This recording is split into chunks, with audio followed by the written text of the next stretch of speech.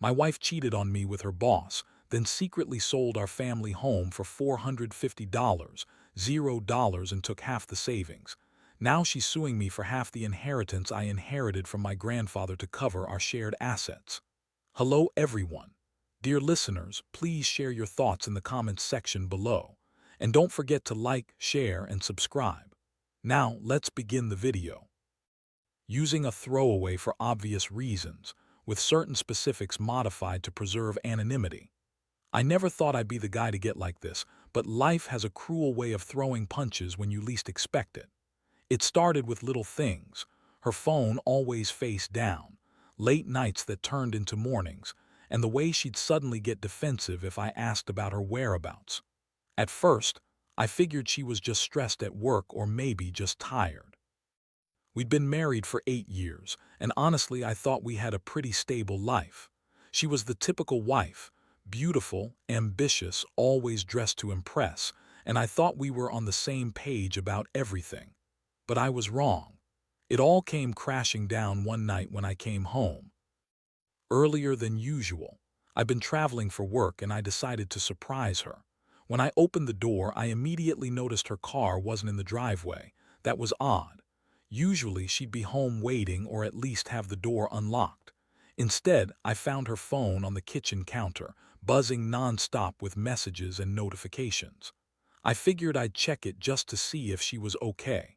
That's when I saw the texts. Not just casual stuff, no, these were explicit, flirty messages between her and her boss, Mark. The kind of messages that make your stomach drop and your mind race. I read through them in shock. She was talking about our secret weekends, discreet encounters, and even planning to meet him that very night. My heart started pounding. I felt betrayed, humiliated, and furious all at once. How long had this been going on? Were there others? I couldn't believe the woman I trusted, the woman I thought loved me, was sneaking around with her boss behind my back. The worst part, she lied about everything, told me she was working late or out with friends. It was all a lie. I stood there, frozen, trying to process what I'd just seen. My mind kept circling back to the fact that she'd been cheating on me with someone she claimed was just a business associate, and that she'd been hiding it for months. The betrayal cut deep, but what made it worse was the aftermath, what she'd done after. I found out she'd secretly sold our family home for $450, $0, and took half the savings we'd accumulated over the years, all without telling me. She'd been planning this for a while, and I was just now catching up. That night I confronted her. I called her at work, and when she finally picked up, I didn't hold back. I told her I knew about her affair and her secret sale of the house. Her reaction was classic: denial, deflection, and outright lies. She said I was overreacting, that Mark was just a friend, and that I was paranoid. She claimed she only sold the house because we were struggling financially, which was a blatant lie. She knew damn well I'd find out, and she was trying to spin it. She even had the nerve to say I was being unreasonable, that she was just trying to do what's best for us, all while sleeping with her boss and secretly cashing out our biggest asset. The emotional fallout was intense. I felt humiliated, like I'd been punched in the gut.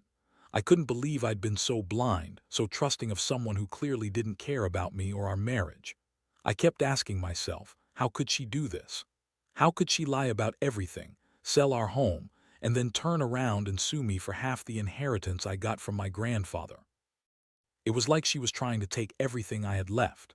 I was furious, but I also felt a deep sadness. This was someone I loved, or at least I thought I did. Now everything I believed in felt shattered. I knew I had to make a decision. I couldn't keep living in this chaos, wondering what was real and what was lies. I started thinking about what I wanted from here on out: justice, clarity, maybe even revenge. I wasn't going to let her get away with it, not without consequences. I decided I'd dig deeper, find out everything she'd done, and fight back. I was tired of being the victim in my own life. If she wanted to play dirty, I'd play dirtier. This wasn't just about the money or the house, it was about respect. It was about standing up for myself after she tried to destroy what little was left of my trust. That's where I am now. Still reeling, still angry, but ready to take control. I don't know what the future holds, but I do know one thing: I won't be the fool anymore. After I confronted her that night, everything changed. She didn't even try to deny it anymore. Her silence was almost worse than the lies. Instead, she just looked at me with that bitchy smirk, the one that said she knew she was the one in control, and I was just some fool who had been played. She kept insisting she was doing this for us, that she was stressed and under pressure. But I didn't buy it. The woman who used to be so caring, so devoted, was now just a manipulative snake. I started digging into her phone and emails, trying to piece together exactly how long she'd been cheating and what else she'd been hiding. It didn't take long to find more evidence. There were messages to Mark, explicit photos and plans for secret meetings. I also discovered that she'd been telling her friends she was hatting our marriage for months, that she was stuck and unhappy, which explained her secret meetings and her cold attitude. All the while, she was lying to me, pretending everything was fine.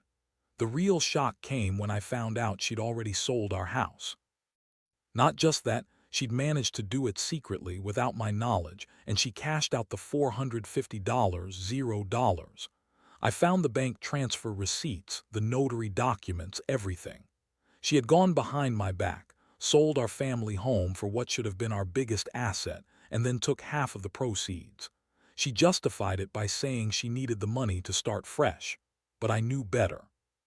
It was about control, about ripping everything away from me because she thought she could get away with it. What made this even more infuriating was that she had the nerve to sue me for half of the inheritance I'd gotten from my grandfather. That was the last straw. I inherited that money from my grandfather's estate, and it was supposed to be for my future, my retirement, my security. But she's claiming it's our shared assets, trying to take it all. I couldn't believe her audacity.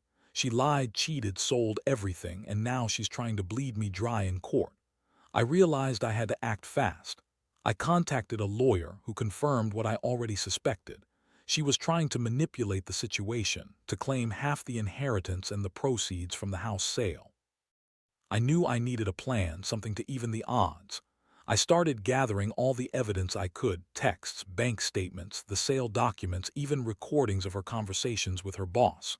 I wanted to make sure I had everything on record, just in case she tried to spin more lies in court. Meanwhile, she kept up her act, pretending to be the victim. She'd call me paranoid, accuse me of trying to control her, and insist she was doing what's best for everyone. The way she lied so effortlessly, I started questioning if she even believed her own stories. She'd spin tales about how she needed the money, that I was abusing her, all while sneaking around behind my back. It was like living with a different person, someone I didn't even recognize anymore. I felt a mix of rage, betrayal, and heartbreak. I'd loved this woman once, thought she was my partner for life. Now I saw her for what she truly was, a manipulative, selfish person who had no respect for me or what we built together. The thought of her using my inheritance to cover her own tracks and then trying to take half of it made me want to scream. I realized I couldn't trust her anymore, not as a wife, not as anything. She turned into someone I had to fight against, not with love, but with everything I had. I started to think about what I needed to do next. I couldn't just sit back and let her walk all over me. I had to protect what was mine, and I had to make her pay for her lies and her betrayal. The court case loomed, and I knew I had to be prepared. I also decided I'd confront her one last time, face to face, and get some answers, though I already knew the truth. I wanted her to see that I was serious, that I wasn't going to let her destroy me without a fight. That's where I stand now. My trust is shattered, my savings gutted, and my life turned upside down. But I'm not giving up. I'm more determined than ever to fight for what's rightfully mine and to make sure she doesn't get away with it. Whatever happens next, I know I'll come out of this stronger. I just wish I hadn't loved her so much, because that's the part that hurts the most, the betrayal from someone I once thought was my everything. After I gathered all the evidence and started talking to lawyers, I realized just how deep her deception ran. The legal process moved quickly once I had the documents. She was already trying to push the court to split the inheritance and get her hands on the proceeds from the house sale. It was clear she wasn't going down without a fight. She spun stories about how she needed the money for our future, how I was controlling, and how she was the real victim here. That bitch was good at twisting everything to her advantage, but I wasn't going to let her manipulate the system. I decided to dig even deeper to find out if she'd done anything else behind my back. I hired a private investigator. Yeah, I know it sounds extreme, but I needed proof of what she'd been hiding. Within days, he uncovered more. She'd been secretly meeting Mark, her boss, at a hotel downtown, even during work hours. There were receipts, security camera footage, and even an eyewitness who saw them going in and out of the hotel together. She'd been lying to everyone, pretending to be busy at work, when she was actually screwing her boss. That was the final nail in the coffin for me. The pie also found out that she'd been trying to secretly set up a new bank account, one I didn't know about, with part of the money from the house sale. She was planning to hide assets, to make sure I couldn't get my hands on anything if we went to court. I couldn't believe how far she was willing to go to screw me over. Honestly, I felt betrayed but also furious. How could she do this to me, to us? I thought we had a life together, but she was just using me and then throwing me aside like yesterday's trash. I started to prepare for the court battle. I wasn't just fighting for the inheritance or the house. This was about dignity, about not letting her walk away with everything after she'd lied, cheated, and betrayed me. I made sure all my evidence was airtight. I also reached out to friends and family, trying to get support. Most of them knew she'd been acting strange lately, but nobody knew the full extent. Now they saw what she really was, a manipulative, selfish woman who'd burn everything down just to get ahead. Meanwhile, she kept up her lies. She tried to turn the tables, claiming I was abusive and controlling, that she only cheated because I was neglectful, that she needed something more from her life. That's when I realized she was a master at spinning stories. She'd lie so convincingly I almost started questioning myself. Almost. But I knew the truth. I knew she'd been planning this for months, selling the house, hiding assets, screwing her boss. It was all right there in black and white, and I had enough proof to shut her down in court. The emotional toll was brutal. I'd loved her, trusted her, and now I felt like I'd been punched in the gut every single day. I kept replaying the moments when she'd smile at me, act like everything was fine. Now I saw her for what she was, a liar, a thief, a cheat. And I realized I had to let go, not just of her but of the life I thought we had. I started to think about what I really wanted, justice, closure, and to rebuild my life without her dragging me down. The hardest part was facing the betrayal from someone I'd given everything to. I was angry at her for destroying us, but I was also hurt. Deep down, I still loved her, or at least I did until I saw her true face. I kept asking myself how I could have been so blind, so naive. But now I knew better. I knew I had to protect myself and what was left of my future. The court date was approaching and I was ready. Ready to fight for what's mine, to ensure she didn't get away with all her lies and schemes. In the end, I realized that the biggest lesson was about trust. Trust is fragile, and once broken, it's almost impossible to repair. But I also learned that I'm stronger than I thought. I won't let someone else's betrayal define me. I'm determined to get through this, to come out on the other side better, even if it means starting over from scratch. I don't know what the future holds, but I do know I'll never let anyone manipulate me like that again. The court date finally arrived, and I felt like I was walking into a battlefield. All my evidence was ready: screenshots, bank statements, the sale documents, the hotel receipts, everything that proved she'd been lying, cheating, and secretly planning her escape. I knew she'd come prepared to spin her own version of the story, but I was determined to stick to the facts. My lawyer warned me she'd try to paint me as an overbearing husband, maybe even accuse me of abuse or neglect, but I had nothing to hide. I was just a man who had been betrayed on every level. When she took the stand, she looked confident, even a little smug. Her voice was smooth, but there was a coldness in her eyes that I hadn't seen before. She everything said she was doing what was best for the family, that she needed the money to start fresh, and that I was trying to control her. She claimed the house sale was mutual, that I had no right to question her decisions. Her lies were so blatant that I was almost amused. Almost. I knew better. I had everything on my side. I presented my evidence one by one. The hotel receipts, the bank transfer records, the emails where she plotted her escape, even her own messages admitting she was done with the marriage. I watched her squirm under the weight of the truth, her confident facade cracking. The judge listened carefully, asking questions, and I could see the wheels turning. This wasn't just about money anymore.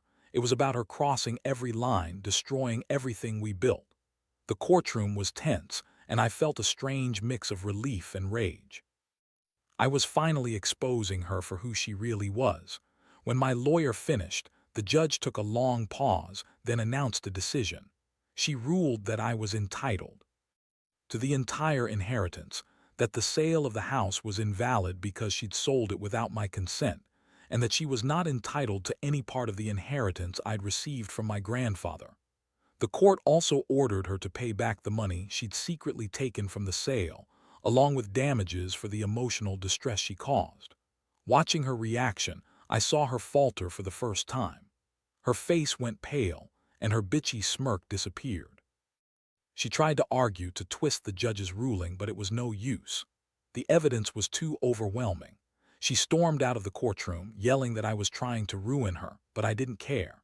I felt a strange sense of closure, like a huge weight had been lifted off my shoulders. I finally had proof that justice was being served. After the hearing, I sat outside, exhausted but relieved. I knew this wasn't the end. There would be appeals, more legal battles, and probably more lies from her side. But I also knew I'd won a significant battle. I felt empowered, like I'd finally taken control of my life again. I started thinking about what I needed to do next, how to rebuild my financial stability, how to move forward, and how to heal from the betrayal. I was angry, yes, but I also felt a strange sense of liberation. I could finally breathe again without her shadow hanging over me. That night I went back to my apartment alone. It was quiet, eerily so. I looked around at the empty rooms, the unopened mail, the untouched furniture she'd left behind. I realized I was finally free from her lies and manipulation.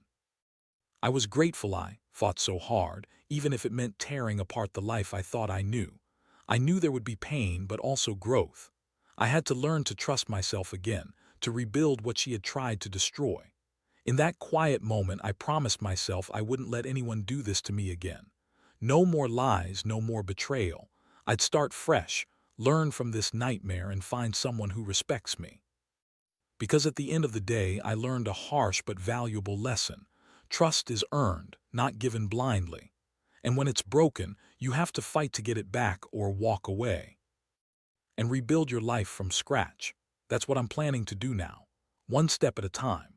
The days that followed the court ruling were a blur of paperwork, calls, and a strange sense of emptiness. I felt a mix of relief and exhaustion, like I'd just run a marathon and now I had to figure out how to stand again. The court's decision was clear. She lost everything she tried to take. The inheritance was mine, the house sale was invalid, and she owed me back the money she'd secretly taken. But even with that victory, I couldn't shake the feeling that I'd lost a part of myself. I kept replaying everything, the lies, the betrayal, the way she'd manipulated me into thinking I was the crazy one. One thing I did right away was start the process of rebuilding my finances. I closed the joint accounts, set up new ones, and began to carefully track every dollar. I also reached out to a new lawyer, one who specialized in property and inheritance cases, to help me protect what was left. I knew this wasn't over, and I had to be prepared for whatever she might try next. The last thing I wanted was to be caught off guard again. In the meantime, I started to reflect on what this whole nightmare had taught me. I realized I'd been too trusting, too eager to see the best in her, even when the signs were there. I'd ignored the little red flags, her secretive phone habits, her evasiveness, the sudden changes in attitude.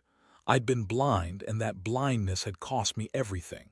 But now I was waking up. I was learning to see people for who they really are, not who I wanted them to be. I also made a conscious decision to cut ties with her emotionally. No more calls, no more texts, no more trying to understand her twisted reasoning. I knew I had to focus on myself, on healing. I started seeing a therapist, not because I was broken, far from it, but because I needed help processing what had happened. I had to learn how to trust again, how to forgive myself for the mistakes I'd made, and how to move on. The hardest part was dealing with the emotional aftermath. I felt angry, betrayed, and deeply hurt. I also felt a strange sense of relief, like I'd finally stopped running from the truth. I realized I'd been living in denial, pretending everything was fine when it was. Facing the reality of her betrayal was the hardest thing I'd ever done, but it was also the first step toward rebuilding my life. There was one thing I knew for sure. I wasn't going to let her take anything else from me. I'd fought for my inheritance, my sanity, and my dignity. Now, I was determined to rebuild on my own terms. I started focusing on my career, reconnecting with friends I'd neglected, and even taking up new hobbies. I wanted to prove to myself that I could be happy again, that I could stand tall without her. Looking back, I see how much I've grown from this experience. It's made me more cautious, more aware, and more resilient. I learned that trust is fragile and that some people will take advantage of your kindness if you let them. But I also learned that I am stronger than I ever thought I was. I can survive betrayal, rebuild my life, and come out better than before. Now, I'm not sure what the future holds, but I know I'm finally in control of it. No more secrets, no more lies, no more betrayal. Just me, standing here, ready to start over. And honestly, that feels pretty damn good, like finally waking up from a long, dark nightmare. I'm still healing, still moving forward, but I'm finally free from her grip. And that's all I ever wanted. It's been a few months since the court ruled in my favor, and honestly, I feel like I'm finally starting to breathe again. I won't lie, there are still nights when I lie awake thinking about everything she did, about the lies she told, and about how she managed to tear apart what we had so easily. But those nights are becoming fewer. I've learned to accept that some people aren't who they pretend to be, and I've also learned that the worst betrayal can sometimes be the catalyst for real growth. Since everything happened, I've been focusing on rebuilding myself. I've gotten a new job that challenges me and makes me feel alive again. I've also started therapy seriously, because healing isn't just about fixing the financial mess or legal battles. It's about fixing what's broken inside. I've come to realize that trusting again is a risk, but it's also necessary if I want to be happy. I don't think I'll ever fully trust anyone the way I trusted her, but I'm learning to trust myself, that I can see red flags coming, that I can protect myself, and that I don't have to accept betrayal as normal. Looking back, I see how naive I was. I thought I'd found someone I could spend my life with, and I put all my faith in that. But it turns out that some people are just masters at hiding their true selves. I was too eager to believe in her, to see only the good, and that was my mistake. Now I know that honesty and loyalty are everything, and I refuse to settle for less anymore. The biggest lesson I take from all this is that no amount of love can fix a person who doesn't want to be fixed. No matter how much you care, if someone is determined to betray you, they will find a way. But at the same time, I learned that I am stronger than I thought. I can survive heartbreak, deception, and financial ruin.